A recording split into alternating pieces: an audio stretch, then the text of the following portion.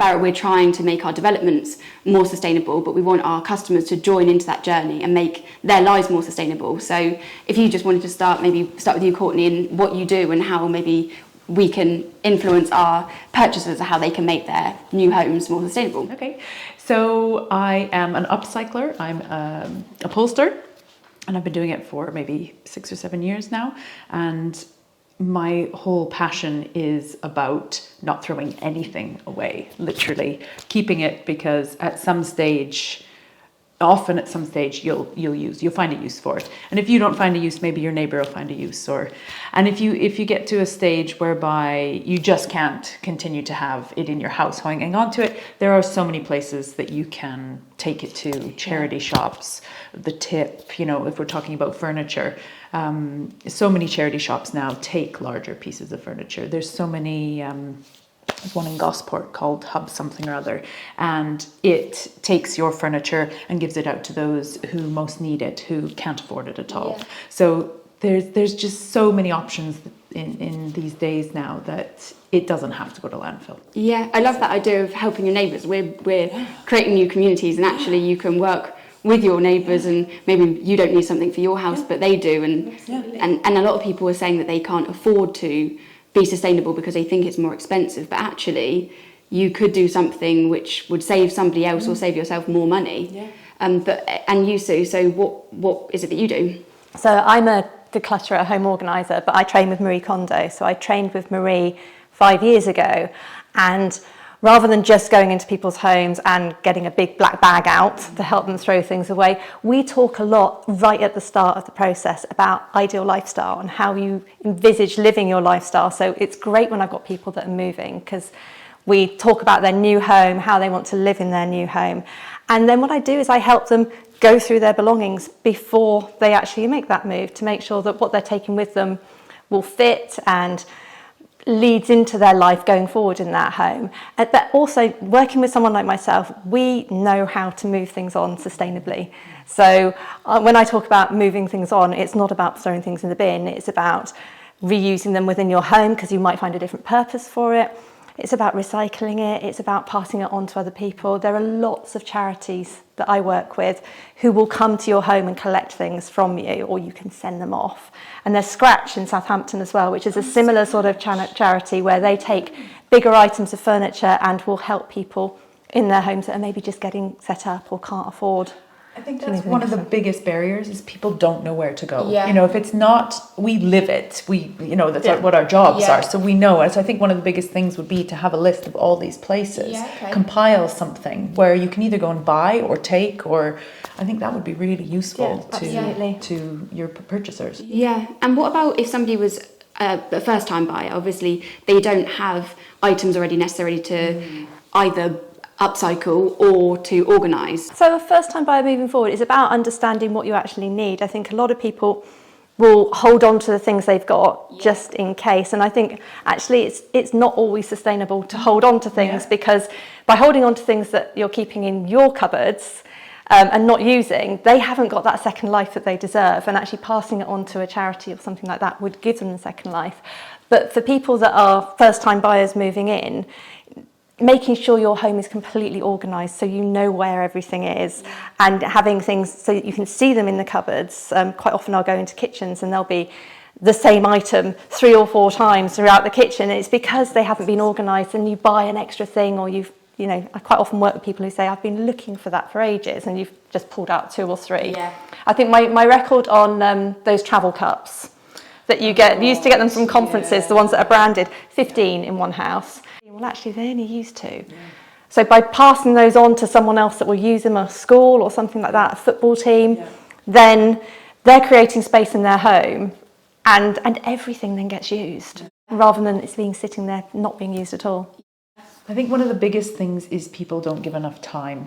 Okay. So this is not a quick process. It's not a shoot, we got to clear this out, we're moving in 2 weeks, and everything goes to the tip. I think that is what causes there's often panic around it. I'm assuming you find that, I've got too much stuff, maybe some anxiety, and then all of a sudden it just needs to go.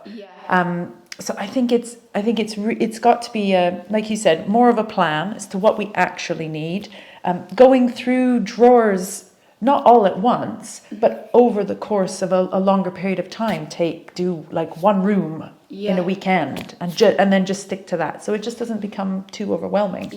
But I think allowing more time when you're doing this to think about it and then action these things is quite a good. I think starting as soon as you're thinking about moving is always a really good thing, because we know that process can take 3 months plus. If you've got a home that's less cluttered, it's more likely to sell. It's going to be more attractive to buyers. So actually moving through it quite slowly, and as you say, it's not all day every day tidying up. It's literally just having a list of things that you need to do and ticking it off as you go along. And when I'm working with people, I quite often say, the first step is, if you're moving something on, can it go to friends and family?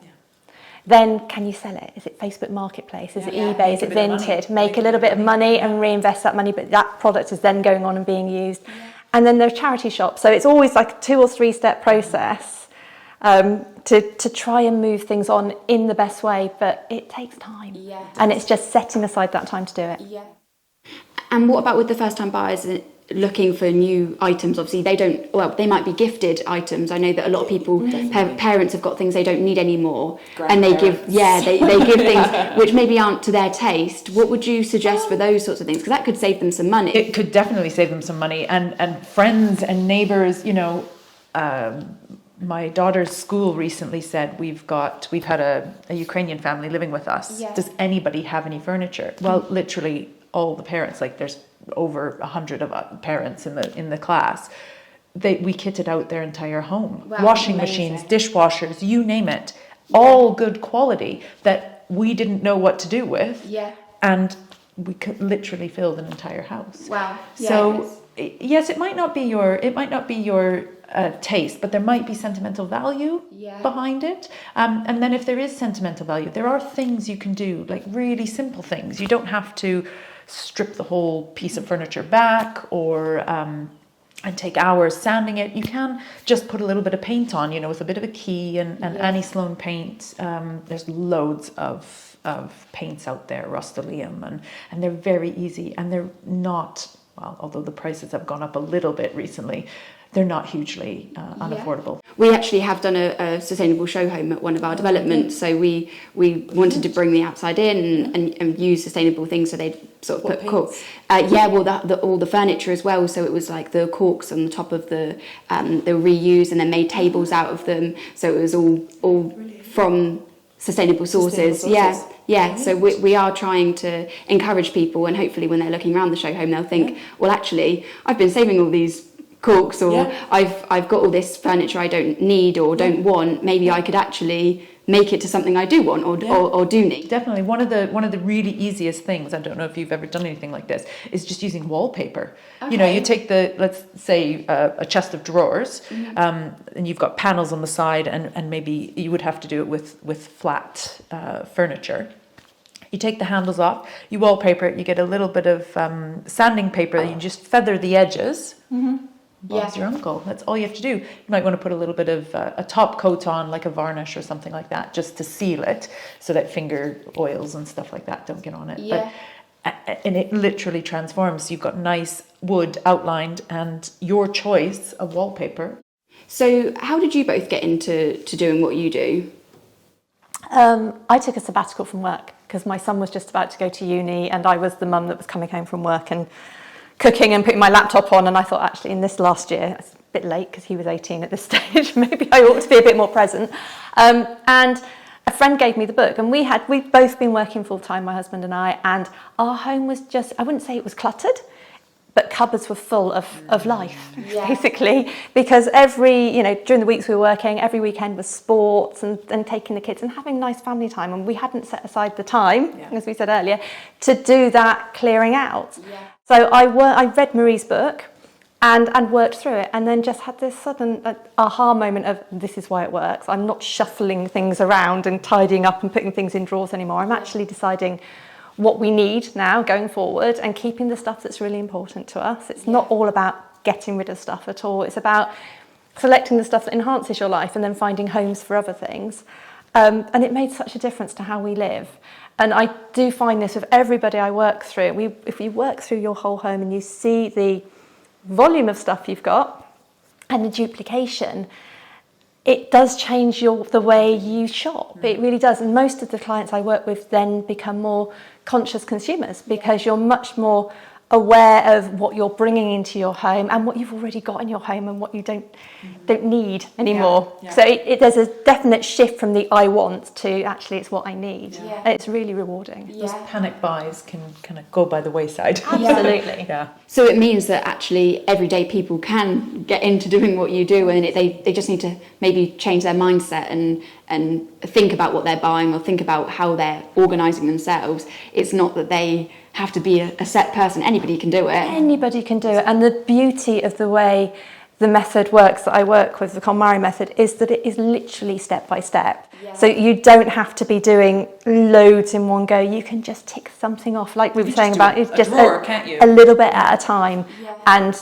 it is a little bit addictive. Yeah. So I think once people start to see what they're doing and see the results, that's the motivation to continue. I've seen quite a few posts on Instagram for like the KonMari things, with people putting things in glass jars with labels and things like that.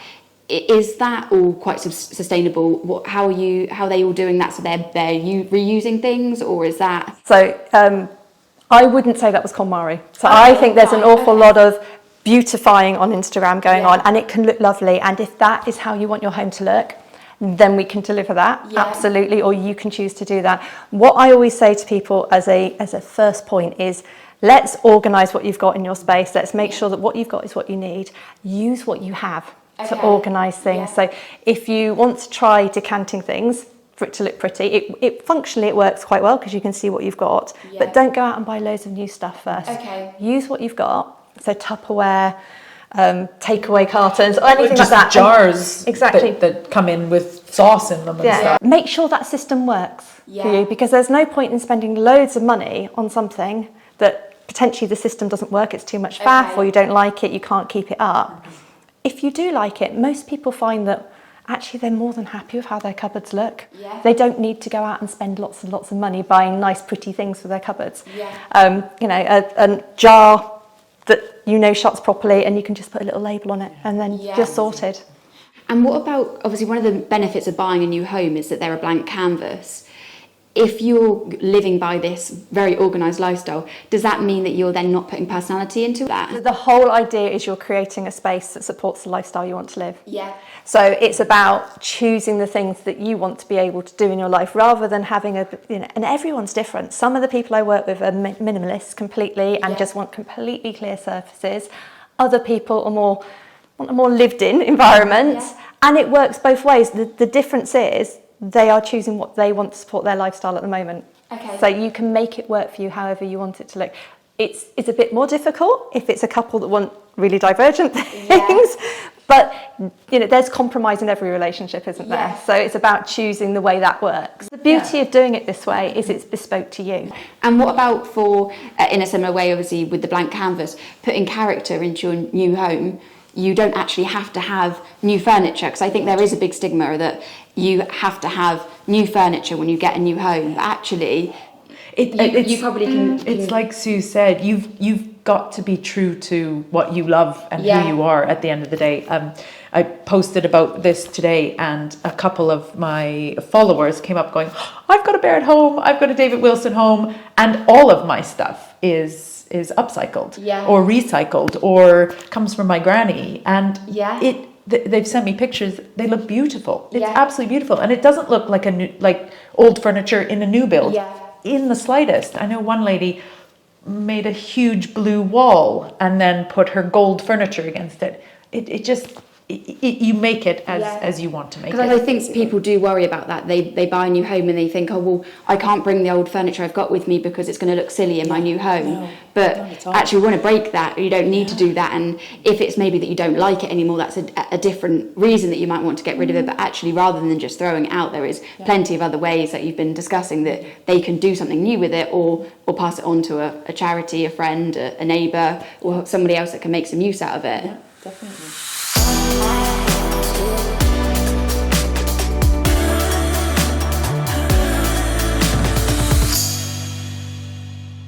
We joined you yesterday for you to do an organisation day in a kitchen from one of our Barrett homeowners. What I learned from that is obviously the importance of maybe removing some of the things you don't need before you move so that you don't have to do it once you've moved. I think there were two things that really stood out for me yesterday. So the first was there were a few bits and pieces in the cupboards that when we talked about whether they were used or not, it was like, well, we haven't used it. In fact, we haven't used it since the baby was born, which was 2 or 3 years ago. Yeah. And they moved in November, so those had come with them. Yeah. So there's something around downsizing or making sure that what you're bringing with you for your kitchen, for your linen cupboard, all those sorts of things are the things that you're actually using at the moment. Yeah. And the second thing was when you unpack in your home after you've moved, I think there is such a volume of boxes. The temptation is just to get everything unpacked, to get rid of the boxes and put it away. And one of the things Adam was very clear about was actually when it came to the kitchen, we just put things in all the cupboards and we haven't revisited it since. So going through things in a really orderly fashion before you move, and this is just spacing things out week by week and ticking things off. So the kitchen cupboards, think of it like things that you cook with, things that you eat off of. And get everything out and just have a real look of, if I've got 6 saucepans, which ones are the ones that I go for? And I know Marie talks about things that spark joy for you. Okay. And for me, that's, it's slightly easier for people to understand that with clothes because you'll hold something up and, it's something you love. Yeah. When it comes to something really functional like saucepans, who's going to think a saucepan sparks joy? Yeah. But realistically, there will be saucepans that you automatically reach for because they are the right weight for you, or they work better on the cooker, they heat up more quickly, all those things. You naturally go for the same things. Yeah. There'll be things in the back of your cupboards in your home that you're in at the moment that you haven't touched in years. There may be the big casserole dish that actually is so heavy it only comes out once in a blue moon, and if you've got something else you can use instead of that, that's an easier way of getting rid of things. If you think, well, if I don't have that, I could use that and that. So go through that first. Any plates that are chipped, that when you've got lots of other plates, maybe that's an easy way to think about letting them go. Smash them up and put them in a plant pot is what I do with my chip plates. Linen cupboards, when we buy linen, bed linen, new duvet sets, wherever I go to people's homes that are downsizing, there'll be the last 20 years worth of duvet covers in the house. Because you buy a new duvet cover, you don't always get rid of the old one, just in case. Yeah. But realistically, you don't need probably more than 2 or 3 per bed. And charity shops will take good, clean, things like that to reuse. Or give them to the kids that are going to uni, all that sort of stuff. There are so many ways to get rid of it. But you then bring what you know you're using at the moment into the new home. Yeah. So that's the downsizing or the moving with what you need first. And then if you've done that and the boxes can be packed with the rooms written on them or the cupboards written on them, then it makes it really easy the other end to be able to put things away or to leave a box for a couple of weeks and think, actually, I don't need to unpack that yet. It's not something we need at the moment. I know where it's going to go. And in the kitchen cupboards, storing things that are similar together is a real obvious. So yesterday, the whole 15, I don't know how many drinks bottles and things he had, they were in slightly different places. So actually just grouping things together, because then it makes it super easy for everyone in the home to know where things are and to put them away. Just thinking about saving money, a lot of people, especially if you're buying your first home, you won't have a lot of money. Your money will have gone onto that home. Yeah. So if you are able to, places like the Tip, a lot of the Tips, especially in Hampshire, they all have places where you can, as a consumer, bring your furniture and it will get sold on. Yeah. And like 10, 15, sometimes £20 for a chest of drawers. Yeah. And it might not be to your taste, but it may just get you through to living in that space and seeing how you're gonna live in it, what you want it to look like, and then it can then move on in 6 months or a year. But actually, you could make it to your taste, or you could make it to your taste. And I think doing some upcycling. Yeah, absolutely. And it is. I know a lot of people get kind of like I wouldn't want to mess it up. I wouldn't want to screw it up.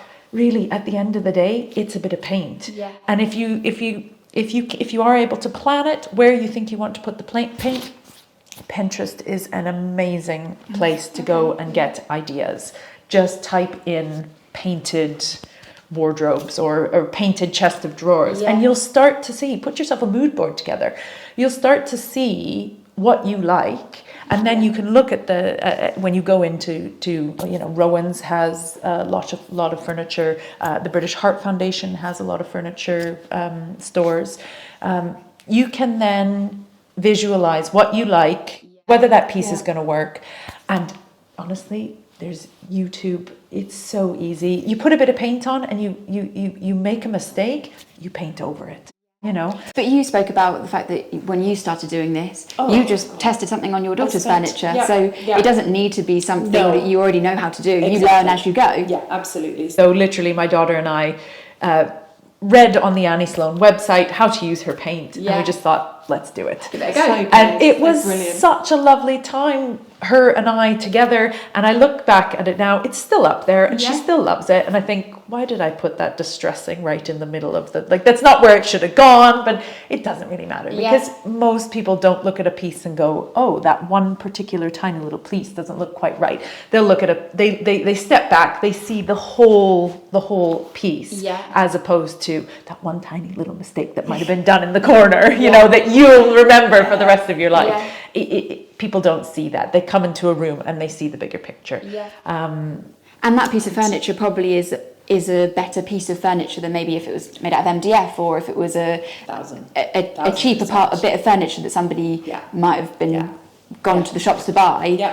So a lot of them now are MDF and sometimes glued together, not properly joined.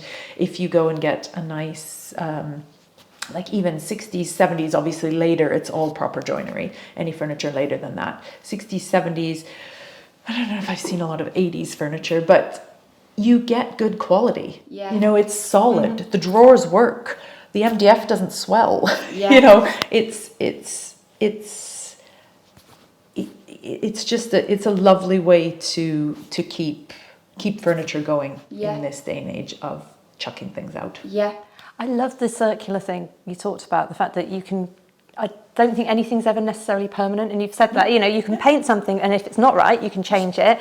But equally, you can just then move it on Facebook Marketplace or something like that. Just give someone else the opportunity to use that piece of furniture as well. Absolutely. So, you might be buying into a home and not having very much, and bringing a few bits and pieces in relatively cheaply. They then you can make your money back on them, and maybe even more. Especially if you upcycle it, and if you upcycle it to a certain standard, definitely. And there's lots of places online to learn how to do it.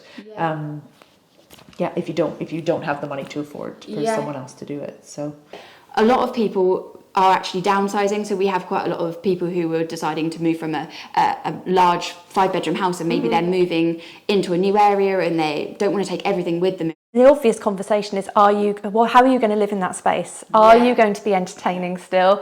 Are you going to be having people to stay? Because, maybe they're going from a 5-bedroom to a 2 or a 3-bedroom property. Is that spare room going to be a spare room, or is it going to be a study, or is it going to be multi-purpose? So really understanding the purpose of the move and how they feel their lives are downsizing or changing moving forward, because this is all about the future. This isn't about how you've been living in the past. And then I basically walk around their home with them, and we create an itinerary of these are the things that we think are going to go, because they've already seen their property and they've got this vision of what's going to go into which room. And we literally start to work through starting big with the big furniture, but never forgetting what's inside that furniture, because that also has to go somewhere if they're losing it. So that creates a really lovely plan with the floor plan as well, as to what's coming with you. And then working through room by room, or category, as I like to work by category. So we'll then look at clothes, because we'll know what the wardrobe space is going to be like in the new place. Looking at the kitchen. So just starting to downsize. You don't need the 3 dinner services if you're not going to be entertaining anymore. Use the nice stuff every day. Enjoy it. There's no point in keeping stuff for best. Have fun with it. Enjoy it. If it breaks, you've probably got another 10 plates.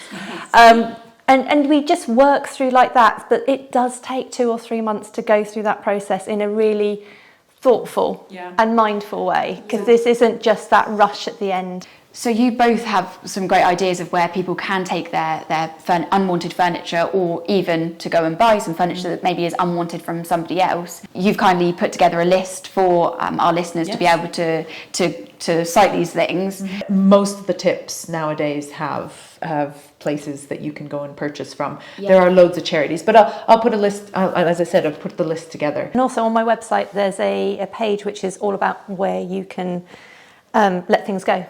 So covering things from glasses, clothes, all those sorts of things. So that's the moving things out in a more sustainable way. Perfect. Well, I've learnt a lot today, so hopefully our listeners will also be able to benefit whilst they're moving into their new homes. Yeah, good luck. Thank you.